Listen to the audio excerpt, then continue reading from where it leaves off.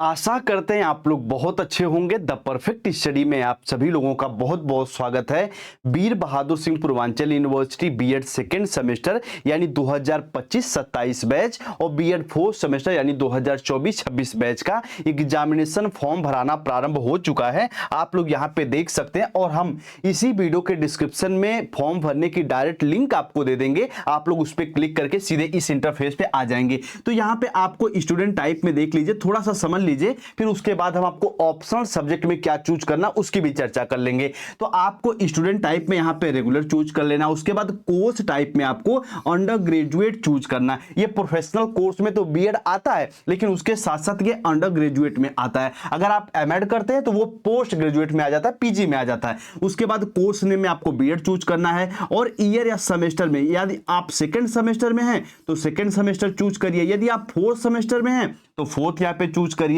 उसके बाद आप अपना सेशन चूज करते हुए जो आपको एडमिट कार्ड इसके पहले मिला था फर्स्ट सेमेस्टर में, थर्ड सेमेस्टर में, उस एडमिट कार्ड पे जो रोल नंबर है यहाँ पे अप्लाई करके जैसे आप सबमिट करेंगे तो आपका पूरा फॉर्म ओपन हो जाएगा। उसमें आप बेसिक डिटेल भरते हुए अपने सब्जेक्ट को चुनते हुए फॉर्म को कंप्लीट कर सकते हैं या फिर किसी की मदद के सहायता से भी आप अपने फॉर्म को भर सकते हैं। अब थोड़ा सा आप ये समझ लीजिएगा आपको ऑप्शनल सब्जेक्ट में क्या चूज करना है। पहले हम लोग थोड़ा सा सेकेंड सेमेस्टर वाले बच्चों की बात कर लेते हैं, फिर उसके बाद आप देखेंगे कि हम लोग फोर्थ सेमेस्टर वाले बच्चों की बात करेंगे।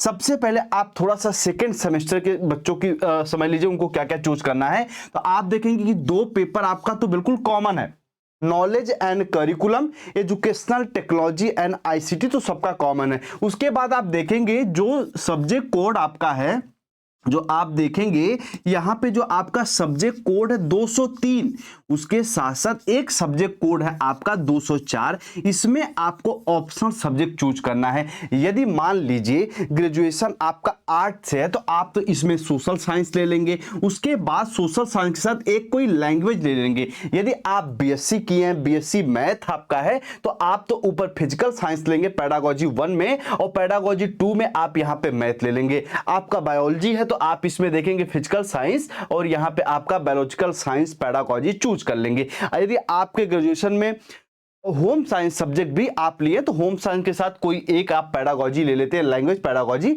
तब भी ये बिल्कुल वैलिड रहेगा, सही रहेगा। तो कहने का मतलब है कि जब आप अपने पेडागोजी का चुनाव करें तो बिल्कुल अच्छे से सलीके से आप चुनाव करें ताकि कोई गलती ना हो। अब जो बच्चे फोर्थ सेमेस्टर में हैं उनके टोटल 3 पेपर देने हैं।